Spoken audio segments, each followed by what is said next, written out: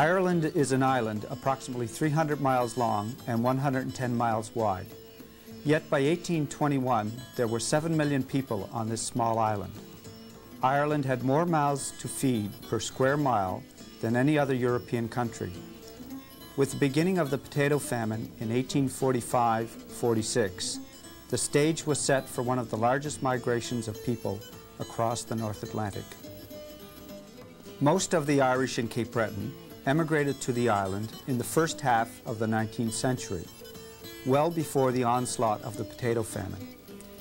In order to understand how the Irish came to Cape Breton, it is necessary to examine the broader context of the North Atlantic fishery. The earliest transatlantic fishery was conducted by French and Portuguese fishermen in the 1540s, soon joined by the Basque, who took cod in coastal waters and dried them ashore, or salted them aboard ship. English fishermen were relative latecomers.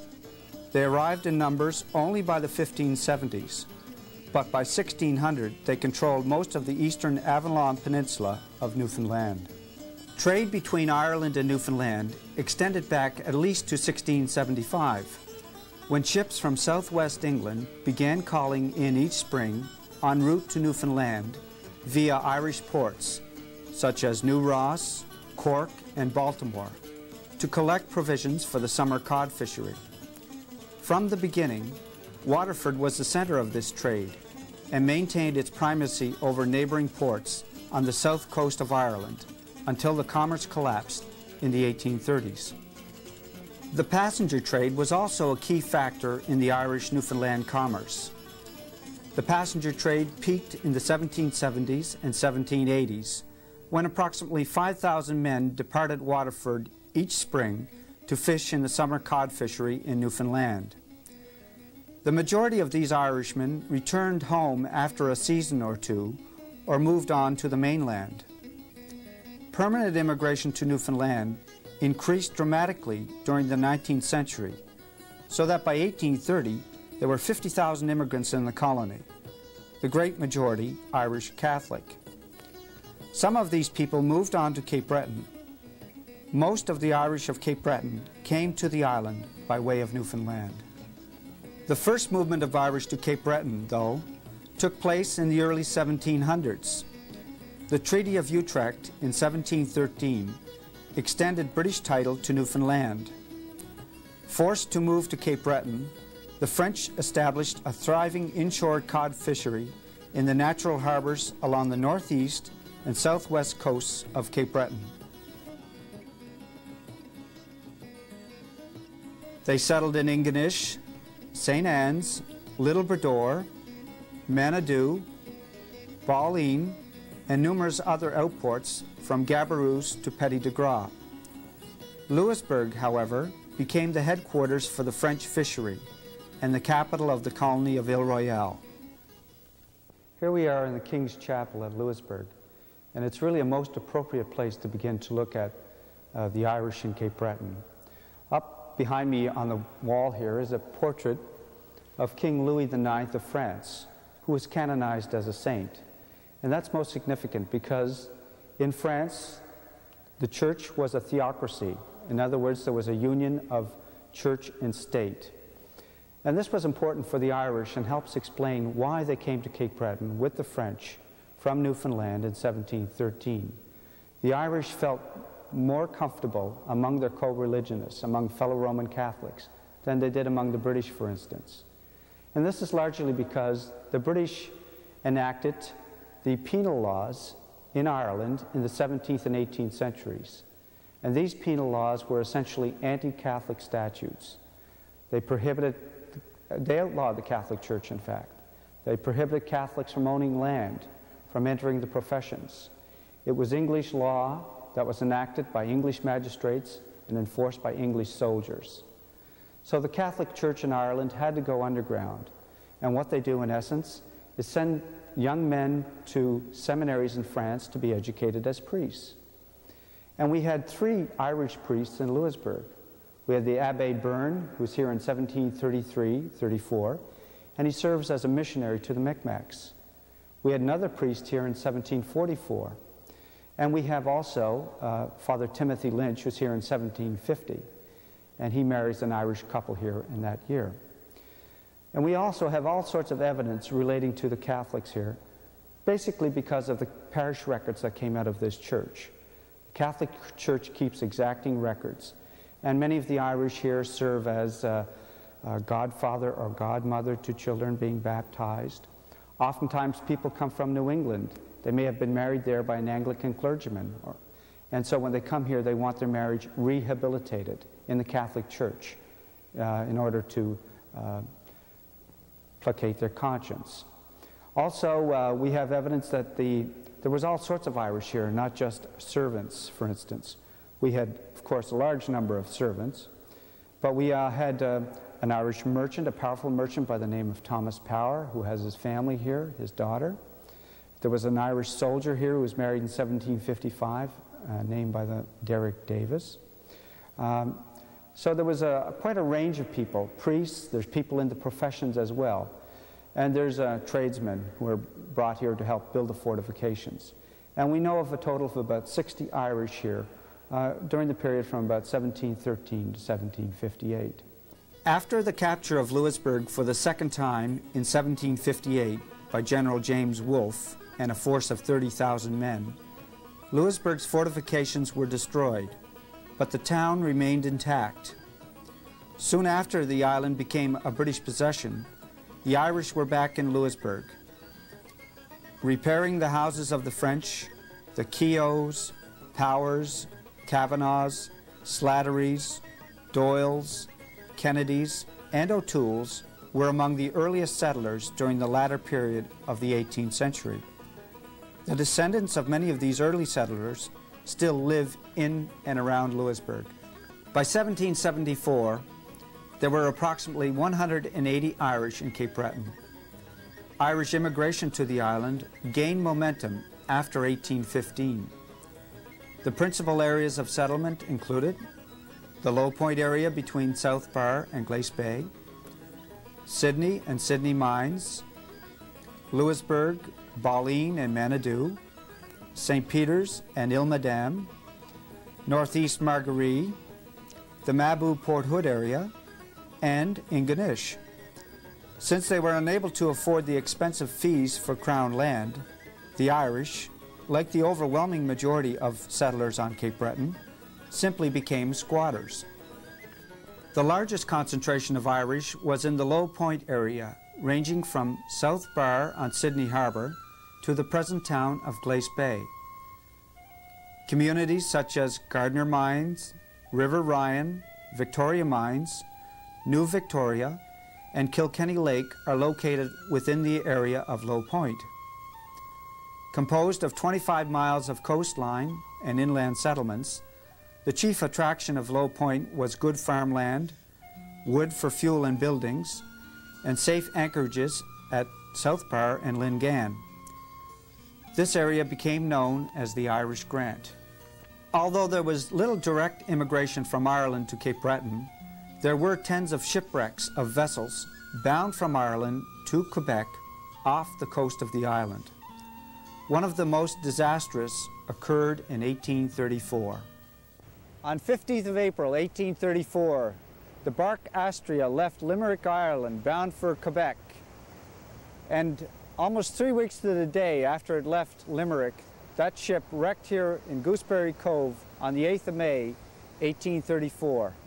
There were 251 people aboard that vessel, and only 3 people survived. Alex Storm dove on this vessel in 1975.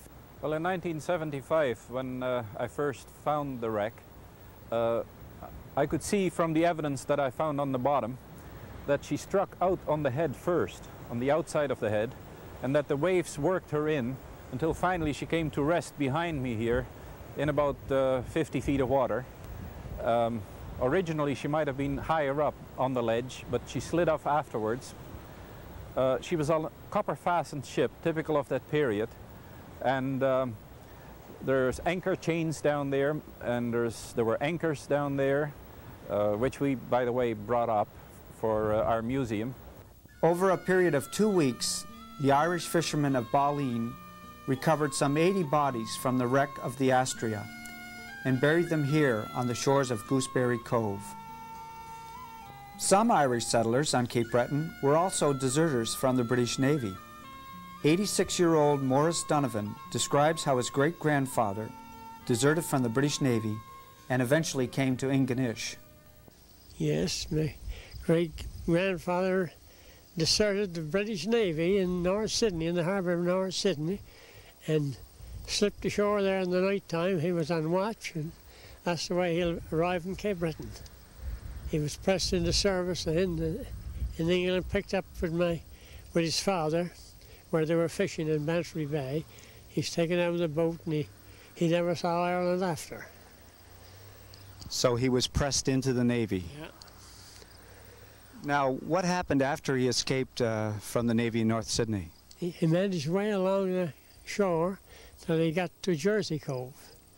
There he settled in Jersey Cove, built a little log cabin for himself, and years after he got word over to his girlfriend in Ireland, or in England, and she came across to Newfoundland, in the Placentia Bay, and he went down to Placentia Bay, went down there in a sailing packet, and they got married there in church there by a parish priest there by the name of Father Sears.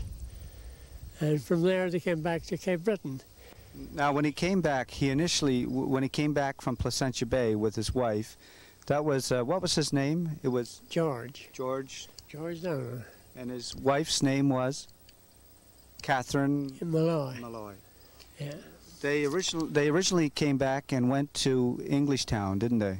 Well, to Jersey Cove. To Jersey Cove. Yeah, where they hit there. And the McLeod family still lives there, but they met my grandfather, or great-grandfather.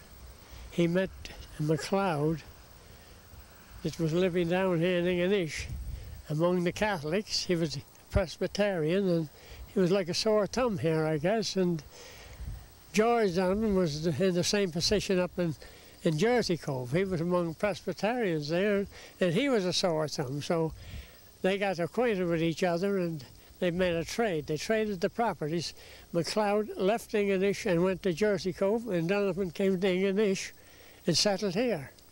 And a big family was raised from there on. How many, I can't tell you now, but...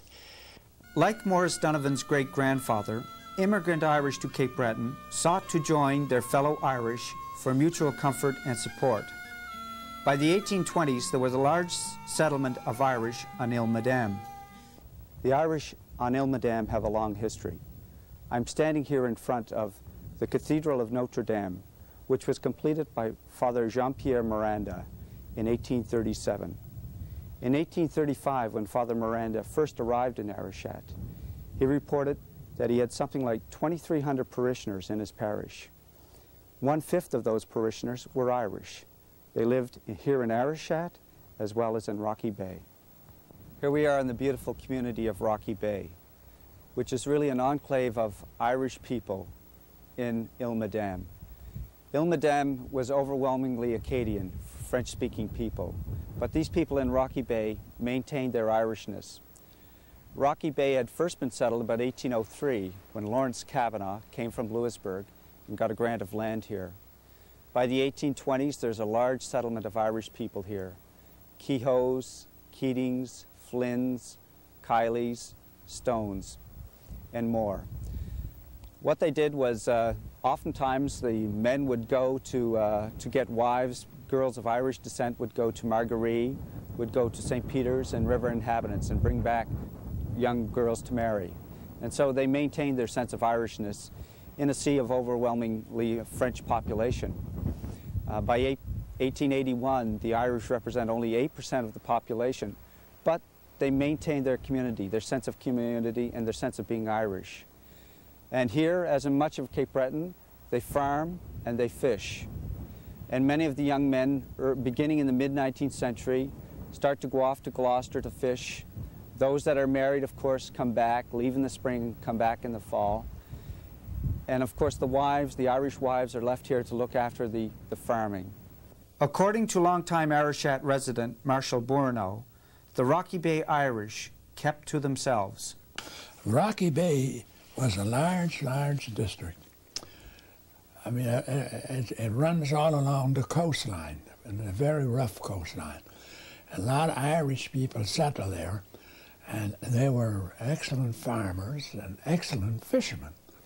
And you had to be a pretty good sailor to fish at a Rocky Bay, because Rocky Bay is a pretty rugged coast. Now, the different names that came there would be the Kehoes and the Keatings and the Doyles and the Kileys. My gosh, there were several several names. You know, they all came over from Ireland, and I think it was a time in the potato famine. Was that right? But there's some very fine people in Rocky Bay, and the old remnants of the old family are still living there. You know, my gosh, I know Rocky Bay well because my wife lived below Rocky Bay, at Cape Laround. And in those early days, there was no cars. You had to walk it. So you're coming in contact with a lot of the Rocky Bay people, and they were very fine people, no doubt about it. Now, the Kehoes, I think, were among the greatest number there. And then, like I said, the Kileys, they were there. I remember old Mr. Kiley, he went on sailing vessels, and he used to talk about the River Platte, you know, and up in, gosh, so many places he visited. He'd tell me all about it. It's wonderful to listen to him. But the Rocky Bay people, they pretty well kept by themselves, you know. One of the oldest Irish communities in Cape Breton is located just 6 miles up the coast from the island of Ile-Madame. First settled in the late 18th century, St. Peter's had a host of Irish families by 1815, including Powers, Kavanaghs, Boylans, Tobins, Doyles, Rileys, and Murphys. St. Peter's was the home of the influential merchant Lawrence Kavanagh II, who, in 1823, became the first Irish Catholic to sit in the Nova Scotia House of Assembly, without swearing away his faith. Catholic emancipation came to Nova Scotia 6 years before Daniel O'Connell's election to an Irish seat in the House of Commons led to emancipation in Britain. The recent discovery in the United States of 3 years of Cape Breton newspapers, published during the 1840s, reveal that Daniel O'Connell had a great deal of support among Cape Breton's Irish. Published in Sydney, the bound newspapers, entitled The Spirit of the Times and Cape Breton Free Press, described a vibrant Irish nationalism and sense of community in the Sydney area. Under the leadership of Father James Drummond, a native of Mohill, County of Leitrim, Ireland, 20 leading Irishmen in the Sydney-Brador area formed a repeal association to repeal the 1801 Act of Union between Ireland and England. Calling for an independent Irish Parliament, the Sydney Repeal Association corresponded with repeal headquarters in Dublin and raised £43 in January 1844 to support the cause of repeal in Ireland. All immigrants from Ireland, the Repeal Association included merchant Edward Bone, tradesman James Letty, hotel proprietor Peter Ahern, school teacher James Corcoran, and member of the legislature James Mckean. Sydney had first been settled in 1785 under Governor Joseph Frederick de Barre, who encouraged 129 settlers to come from England in the ship Blenheim. Established as the capital of the new colony of Cape Breton from 1785 to 1820, the British immigrants were joined by Loyalist exiles from the American Revolution. There were some Irish among the Loyalists, including John Maloney, who settled on Muggus Creek, and Captain Moncrief, a member of the Executive Council in Governor de Barre's administration. Other Irish became merchants, vessel owners, and tradesmen. Some of the prominent names included Murphy, Kennedy, Nugent, Egan, Petrie, Shanahan, and Riley. During the 1820s and 1830s, most of the Irish Catholics were settled in the parish of Sydney, whose territory comprised all of the eastern coast of the island, from Cape North to Lewisburg. The first resident priest at Sydney was Father Henry Mckean from Clogher, Ireland, who served in the parish from 1826 to 1840. It was Father Mckean who supervised the construction of St. Patrick's Church in 1828, the first Roman Catholic church to be built in Cape Breton. Father Mckean spoke Irish Gaelic, a language required in the Sydney parish since many of the parishioners spoke only Irish. Whereas the Irish in Sydney Brador were keenly aware of events in Ireland, especially the attempt to repeal the union with Britain, the Irish in more remote parts of the island, such as Ingonish, were not as well informed. Settled permanently by Irish immigrants since the 1820s, the Irish in Ingonish remained isolated, especially in winter, until all-weather roads were constructed in the 1950s. Although isolated, the Irish in Ingonish were typical of the Irish in communities such as White Point, Manadoo, Balleen, Scattery, Lewisburg, and numerous other villages, since they were both farmers and fishermen. The Ingonish Irish lived a migratory lifestyle, which enabled the people to exploit their two resources. In this painting, representing Ingonish in 1860, artist Lewis Parker portrays an Irish woman married to a man who has two occupations. He is a farmer and a fisherman. After the crops were planted, these people moved down to the beach during the fishing season and lived in log houses for the summer. When the fishing ended, they moved to their permanent log homes up the Clybourne, Whitty, and Mckean valleys and harvested their crops for the winter. The Clybourne Valley people moved their families to Middle Head, while only the males in the Whitty and Mckean intervals moved to makeshift houses by the seashore. This seasonal migration, called bullying, was common in Ireland, northern Scotland, and Newfoundland. Paddy Robinson describes the remote living conditions in the Whitty interval. Well, there's one thing about it, it was great farmland. You know, it was interval soil, no stone or anything. It was beautiful land for farming on.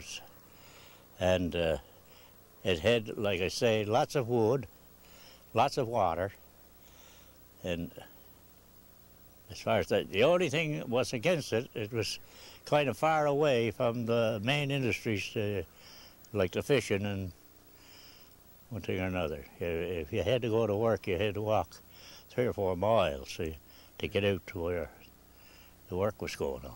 Right. Now, John Mckean,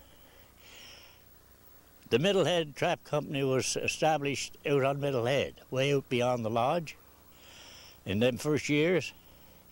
And John Mckean worked with them for 14 years, and he walked from his place, that's 4 miles beyond here, out to Middlehead, and walked back again the same night, after working all day. And he made his hay home with the lantern. That's how he cut his hay and made it, with a lantern. Yeah. Now, the Whitties, were they fishermen as well? They were all fishermen, the Whitties. They were all fishermen. They used to build a shack, just a temporary place to live in, outside, where it'd be handy to their fishing. And after the fishing was over, they'd tear the little shack down, take it with to take them home. And they'd go home then and they'd look after their crops and everything, right. Prepare for the winter. Because in them years, you had to provide in the summertime or you started it that winter if you didn't. That was the way of them days. You had to look after your crops. Now, the Whitties, didn't they go up to Ross's Beach? Yes. They put a shack on Ross's Beach, and they'd fish from there, you know. sometimes, one year they had a shack in the harbour down by the shore. But most years they'd build their shack up at Ross's Beach, and then they'd be ready close alongside their fishing gear, you know. Right. Now, the wives wouldn't go up to there, would they? No, just themselves. And yeah. how long? When would they go up, and how long would they stay?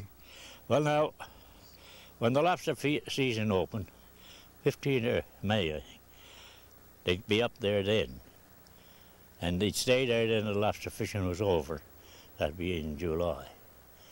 Then they'd come home. And they'd look after things and get ready for the winter. And then they'd go fall fishing. They had big boats built of hardwood, you know. The ice wouldn't cut them. And they'd fall fish perhaps for a month or so. You know, there'd be buyers in here buying fish. And, well, Christmas would pretty well wind them up. It'd be all through then until next year. Right. Yeah. Loretta Donovan recalls life as a young girl on the farm at the mouth of the Clybourne Interval. Loretta? Yes? Your family background is Irish, isn't it? That's right. Could you explain? Well, my mother was a Curtis and my father was a Donovan. Right. And her mother was a Doyle. And so I feel I'm Irish. Yes. You know. And my grandmother on my father's side was Power, and my great-grandfather came from Ireland. He was a great step dancer. And my father often talked about him, how good he could dance, right. you know. And so we always heard those stories. And we heard the stories about the old home, how old it was. And my father would say it's over 100 years when we were just children. And Dad was a family of 14, and they were all born here. And he was the youngest. And if he was living today, he'd be 129. Right. Your dad was born in 1867. 1867, and he was the youngest of 14. So you know the home is old, you know. And didn't your dad say at the time when he was a young fellow that it was over 100 years old then? Yes, that's right. Yes, he did. Yeah. So we think that this home is probably built in the 1830s. Probably around that time, yes, yeah. Because they added to it after my dad got married. They added this part here on. Right. But the other part is the old part. Right. And how many children were in your family, in your father and mother's family? 9. We had 6 boys and 3 girls. 6 boys and 3 girls. And I'm the only girl left, but I have 2 brothers in the States. Right. Marlborough. Yeah. Or not Marlborough, Brighton. And one is 89 and the other is 84. And you mentioned to me that your parents could not read or write. No, that's true. Mother and Dad couldn't read. And Dad went to school when he was 67. I think there was education. Somebody came here teaching it. It's a night school. And he went and he learned to read and write. And he wrote us all a letter. And then he had a little prayer book that he would read every night, you know, and had the large print. And I remember when he died, the pages were all gone from the top from him turning and reading it. But he learned to read. Mom could write her name, but she never learned to read. She said she had to go to work, you know, when she was quite young, and she never had a chance to go. Right. So. But your father was a fisherman. He was a fisherman, yeah. He was with the Middlehead Trap Company, and they used to get a lot of fish, and their traps were just off the Celtic Lodge there in the cove. Right. And they got a lot of fish, and sometimes they'd only get a cent each for them. Right. But they would make a good living, yes. you know. And he would look after the books and bring everything home. And he'd tell me much he got, and I'd write it, keep the books for him. So he could cipher, even though he couldn't read and write. He'd have that in his mind. He'd bring it all home. He'd have it written on a piece of paper in Roman letters. Right. And then he'd tell me, you know, how much was there, and I would write for him. And then in the fall, he would, when everything was settled up, they'd go then, they'd get their winter supply from Sydney, put in all the flour and all the food they wanted for the winter, because there was no way of getting out of here after October or November. Right. You were just stuck here. So. What kind of supplies would he buy? And he would buy each one of us a bag of flour, because my mother would be baking bread. Right. He would buy a box of raisins and a big box of tea, and molasses, sugar, bag of sugar, and a bag of flour each, and a big buckets of shortening or lard, whatever would get then, and big boxes of soap, everything, tea, and everything you needed for the winter, because we had our own beef, we had our own fish, and we had our own vegetables, and we had our own eggs and milk. So that's really what we needed, all those things. And those would do us until he went fishing the next spring. And then season was open, you could buy stuff here. Now, did your father do any farming as well? We farmed. We used to plant oats and potatoes in a garden, a vegetable garden. But mother would look after that, you know, while he'd be fishing. She would look after that. So my mother was a very hard-working woman. So would your mother be out in the fields? Oh, out in the fields, yes. She'd be out in the fields, and I would be out in the fields, hauling and raking with the horse and machines. And, of course, you had older brothers and sisters that would help but they went away. My older brothers were all gone away. By the time I was about 14, there was only Dora and I and the two younger fellows, Bob and... And were you the youngest girl? Youngest girl. Yes. But I was more of a tomboy. I would rather work outside than in the house. Yeah, I see. Yeah. So it's... but everybody pitched together. Everybody pitched together. In the winter, my mother would carve the wool. She'd carve it, and she'd spin it, and she'd knit it. And in the wintertime, we'd hook mats. So we're never really idle. Since the people north of Smoky were isolated, especially in winter when the ferry from Sydney was not available, they had to provide their own entertainment. Earl, could you describe for me what it was like, St. Patrick's was like when you were growing up in Ingonish? St. Patrick's Day. Yeah, begorra, I just wish that it was celebrated as much today as it used to be in them days. And those days, the only days better than that was Christmas and Easter and Good Friday. St. Patrick's, remember, we were cut off from the outside world, and horse and sleigh was the only way to get out. So you had to make your own brew. Hops made good beer, and so did cornmeal made good beer. And then we were practicing songs, and they always had a play act, a fairly good play too, and there were some pretty good actors in it. And they'd have lots of brew, as long as you didn't get too much. One old fella, he was going to sing I'll Take You Home Again, Kathleen, and he took it in too high a note, and that was the awfulest screeching I ever heard. Somebody come in and said, "Who's been murdered?" But it was also a holy day of obligation in the church, wasn't it? Going to that, but as far as the church, there was Mass at 10 o'clock. It was a local holy day. If you weren't Irish, you were wishing you were. And even the priest had a great big shamrock on his vestments when he was saying Mass. And you want to hear one of the hymns? Yes, I'd love to. Well, this was in favor of St. Patrick, of course. The concert was the main thing. Sometimes they'd put a little concert on in the afternoon for the young people, whom they didn't want their tender ears to hear any of the strong talk that night. You know, and they'd get excited, especially if the villain was choking the girl. Some fella sitting in the audience, catch the SOB, catch him, can't you choke? Can't you see you choking that dear thing? So there were really more audience appreciation of acting than they are today. You sit down looking at that television. But anyway, I'll sing you one of the songs that they all sang. Everybody knew it anyway. Hibernia's patron saint, all hail, with fadeless glory crowned. Thy children spread through many lands, this day thy praises sound. O St. Patrick, we proclaim thy fadeless glory far and wide.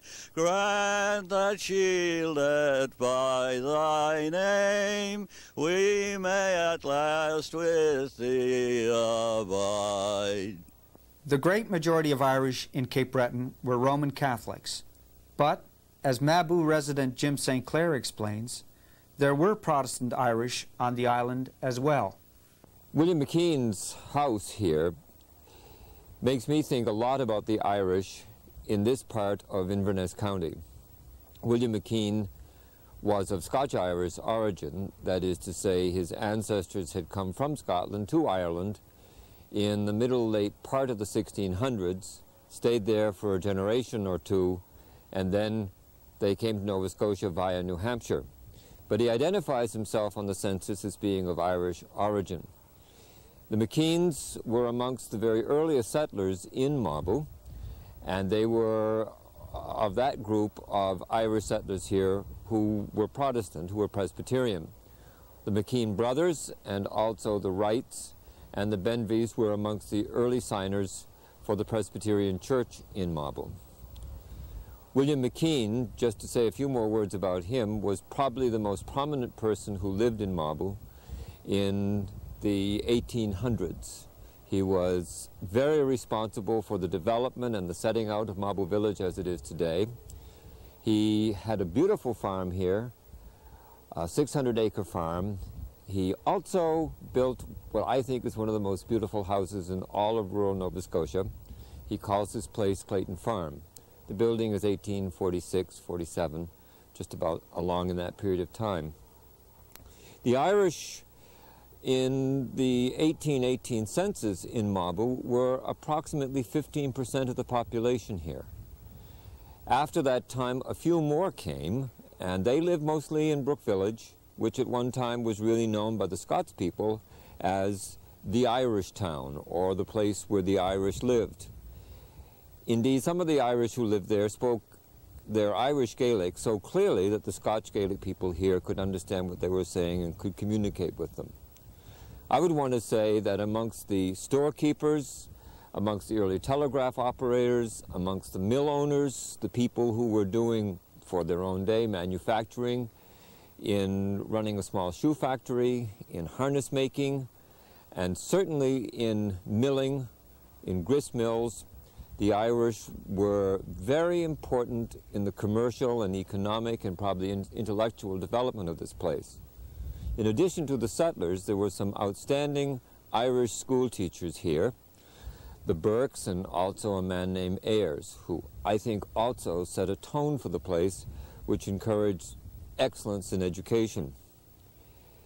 This property was settled by a Murphy man who came from Ireland to Pictou and then eventually came along to Mabel.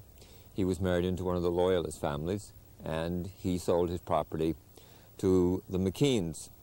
Amongst some of the other families that were important and went away from this place to make a name for themselves were the Marrs, who came to be very important in judicial circles in Halifax. They lived in Brook Village. The Murrays, who came to be outstanding merchants both here and in Halifax. The Murrays were also a group of Protestant Irish who settled here. The Mckean family was probably the most widely spread of all the Irish here, because I think when they came here, they looked at the whole surrounding countryside, and one guy said, well, I'm going to take on the mills, and another guy said, I'm going to get a farm. William Mckean opened a store and also had this farm, but he was primarily into merchandising and land acquisition. Another guy came to be a tanner and a maker of harness, and their brother-in-law was a cooper and also was a person who was involved in the manufacturing of harness and a number of other small occupations out towards Brook Village. So I think that when we look at the west coast of Cape Breton, apart probably from the Margarese and Port Hood, the Irish settlement in Mabel is the most important all along this coast. Certainly there were more Irish in Port Hood and in Margaree. They represented a larger percentage of the population. But the impact, even down to today, of the Irish in this place cannot be understated. Just up the coast from William Mckean at Mabou is the home of Peter Smith, a political and commercial rival of Mckean. Born in Dublin in 1800, Peter Smith came to Nova Scotia at the age of 17. Eventually, he came to own stores in Port Hood and other towns, was Justice of the Peace for Inverness County, and served in the Nova Scotia legislature for 20 years. Later, he served on the Legislative Council until his death in 1879. Although Peter Smith was one of the later of the Irish immigrants to Port Hood, he came here about 1830, his life here was one of great prosperity. The house that we're standing in front of, his house, Built probably about 20-25 years after his arrival here, I think is one of the most quietly elegant houses in all of Cape Breton, built of stone, allegedly from Lewisburg, identifies the great wealth which Peter Smith came to have. Came from Ireland as a very young boy, was impoverished, began selling things from his pack throughout Guysborough, eventually came to Port Hood, very quickly came to be a prominent merchant, a member of the municipal council, taking leadership roles with the school board that was here, and left a fortune which helped to endow some portions of St. FX University. He represents to me a large number of Irish who came to Port Hood and found here a place to live and a place to practice their craft. Some of them came quite early. In fact, by 1818, of the 35 households here, more than half of them were Irish, or people who claimed to be of Irish origin. A great many of them were craftspeople. They were weavers, they were boat builders, they were people who identified as butchers and millers. So in the history of Cape Breton, I think we have to look at Port Hood as being one of the major settlements of Irish, and many Irish who prospered, such as that poor young man who came here, Peter Smith, and when he died 50 years later, left behind a fortune and this splendid house, which to me represents the success of many Irish families on this island. Besides Port Hood and Mabou, the other major settlement of Irish in Inverness County was in the Margarese, especially northeast Margaree. Two of the most accomplished Irishmen from Cape Breton, priests and professors, Moses Cody and Jimmy Tompkins, came from northeast Margaree. Born in 1882, Moses Cody became the director of the Extension Department of St. Francis Xavier University. In his writings and speeches, he developed the theme that men, by community action and planning, could become masters of their own destiny. Between 1929 and his death in 1959, Father Cody dominated the field of mass education. During the 1930s and the 1940s, Moses Cody moved throughout villages in Cape Breton and organized cooperatives among fishermen. Moses Cody's mentor and cousin, Jimmy Tompkins, was the priest who started the movement towards adult education through cooperative action on Cape Breton.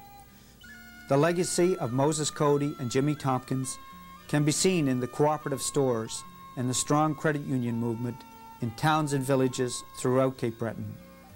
Jimmy Tompkins and Moses Cody were born in this house in northeast Margaree. The rapid industrialization of Cape Breton at the end of the 19th century produced dramatic changes. Besides providing employment for the miners in the collieries, the coal mines stimulated the lumbering, shipbuilding, and shipping industries. Incorporated in 1904, the new city of Sydney grew up around the older colonial town. Following the establishment of the steel complex in 1900, Sydney's population mushroomed from 3,659 in 1891 to 17,723 by 1911. The new coal mines and steel plants stimulated large-scale immigration to Cape Breton. Irish from Newfoundland and returning Irish from the United States settled in the Sydney area. They were joined by a few thousand people from overseas, such as Ukrainians, Poles, and Hungarians from Eastern Europe, Italians and Lebanese from the Mediterranean, and blacks from the West Indies. The immigration of peoples to Cape Breton at the beginning of the 20th century paled in comparison to the internal migration of native Cape Bretoners to the coal towns from the counties of Inverness, Victoria, and Richmond. Between 1871 and 1911, the industrial area of Cape Breton County expanded from a population of 12,246 to 57,263. From 1871 to 1921, the Irish population nearly doubled, from 7,311 to 14,527. The overwhelming majority of this increase came from the surrounding counties on the island. The migration of the rural Irish to the coal towns followed a set pattern. It was primarily single, young men who moved from their home villages to the emerging coal towns. But they did so within the context of a wider kin network. During periodic layoffs, these young men went back to their home villages and eventually married girls from their boyhood homes, much like the Scottish and the Acadians. Since 1921, the Irish population of Cape Breton has remained stable at 14,000 people, and today the Irish represent approximately 8% of Cape Breton's total population of 177,000. The most prominent organization for promoting Irish social and cultural life in Cape Breton during the late 19th and early 20th century was the ancient order of Hibernians. With its headquarters at St. Patrick's Church, the ancient order of Hibernians was theoretically open to anyone of Irish ancestry, but it had a strong Catholic connotation.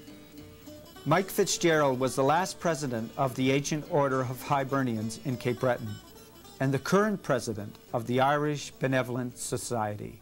Well, the ancient order of Hibernians was is a strictly Irish Catholic organization, and they were all from all over Canada and the United States, really. And their main objective was to promote, sponsor priests and religious people to the religious life, as well as doing a lot of charitable work within the community. And they also used to have, I think, one of the biggest parades in here in Eastern Canada in Lace Bay at one time. So they did promote the Irish a lot, and was a very good and reputable organization. And their headquarters were at St. Patrick's Church? The headquarters were at St. Patrick's Church, and we took over St. Patrick's Church. It was, I think, granted to us through the Diocese of Mckean at that time.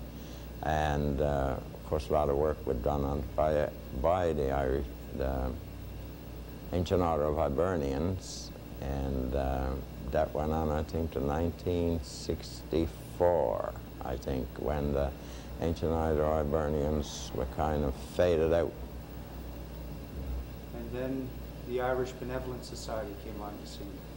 So, yeah, a lot of people, about 2 years after that, there was a lot of people wanted to join an organization, and cultural started to come about pretty heavy. So we decided to start an Irish Benevolent Society, and we called it Cape Breton Irish Benevolent Society.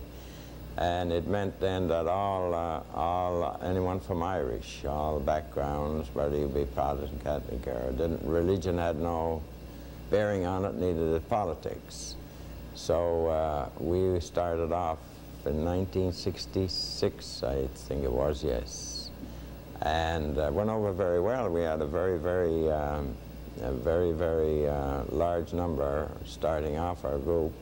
And I remember in 1967, the organization performed for then the Queen Mother, I think, on a visit. And that was the initial start of the Irish Benevolent Society. Since then, I think we've been going pretty well. 1967, we got the charter. And we've been going ever since then. And as it is, we've been doing a lot of work within the community.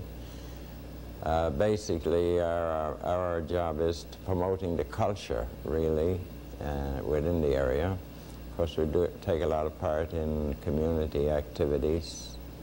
We sponsor a lot of projects, and we take part in everything that's going on within the community. For example, we have different things coming up for Christmas shows. We donate to the Christmas Wiseman's Club almost every year with toys and different things for the children. We sponsor a queen every year for the last 15 years, I think it is now. We've been sending a queen to the Miss Nova Scotia pageant. And that's done in St. Patrick's. We have a float in the parades, like Action Week, we take an active part, and also take an active part at Christmas parades, and many other any activities within the city we're involved in. We're also involved with the Cape Breton Multicultural Organization, and we have 3 members that is serving on the executive, and we have 2 members that's serving on the Nova Scotia Multicultural Organization as well, from our organization here. So all in all, I think the Irish Benevolent Society takes part in just about anything that's going on. But like I said, our main objective is the promoting of our culture, which was very, very nil here at one time. Yes, in that regard, you've sponsored a book on the history of the Irish in Cape Breton. Yeah, we did. That book was very, very successful, and we had a lot of comments already about wanting to do a reprint of the book, but I don't know about that. Maybe it's possible, maybe it's not. But that went over very well, and Professor Mackenzie from Antigonish book, Reverend Luke Dempsey, he's not here, I think he's in Rome now, he's the one that started it, passed it on to Professor Mackenzie. And the Irish Benevolent Society also sponsors concerts on St. Patrick's Day. Yeah, well, St. Patrick's Day is usually our big time for the week, for the year, and everything that we all kind of pull everything together for that day. And all our members all over usually gather on that day for banquets, and usually that's where we crown our Shamrock Queen for the year. And that's probably the big thing of the year is the St. Patrick's. And the Society has also been active in promoting Irish dancing, hasn't it? Yeah, well, the Irish dancing, I think it started there in 1970, 71, 72, 71 really, because we used to have to rent different places to put them in. And we introduced the Irish dancing here with, at that time, a grant from the Secretary of State and some help from our local businesses. We had to bring in a dance instructor from Toronto and one from Ireland.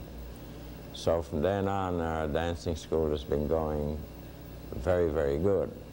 Up until last year or so, I think we had the only Irish dancing school east of Montreal, but now I know there's one in New Brunswick and also one in Halifax at the present time, which is good. We like that. We have about 45 students right now that's getting dancing in here, and it's going over lovely, very well. So the future for Irish culture in Cape Breton, how would you describe it, Mike? I think, well, there's going to be a lot of promoting of the Irish culture. I don't care where you are. It's difficult to promote the culture, but I think in the future we're going to be known, and I think everybody's going to know we're here. Let's put it that way. Thank you. During much of the 20th century, Cape Breton's resource-based economy failed to provide the necessary employment for its young people. Many of the descendants of Cape Breton's Irish were compelled to move away to find work. Yet, those Irish who have remained on the island have contributed to a Cape Breton nationalism. Committed to their sense of place and their personal relationships, Cape Bretoners of Irish descent, much like other ethnic groups, have sacrificed the affluent incomes of more wealthy regions of the country to remain on the island. Irish Cape Bretoners have grown up knowing the genealogy of their friends and the people around them. In order to share Cape Breton's endearing sense of place and comradeship, thousands of Cape Bretoners of Irish descent return to the island each year. We're standing here on the edge of the Irish Road at the southwest branch of the Mabel River. This is the site of one of the Moran homesteads. Just a few weeks ago on this site, over 500 people who were descendants of the immigrants who came here in 1816 gathered on this spot to celebrate the arrival of their ancestors, but even more particularly, I think, to rejoice in their shared heritage and just in the love of being together. 500 people from all across North America, United States, Canada, people from nearby and far away, coming together because they could trace their ancestry from an Irish couple who came here in the second decade of the last century.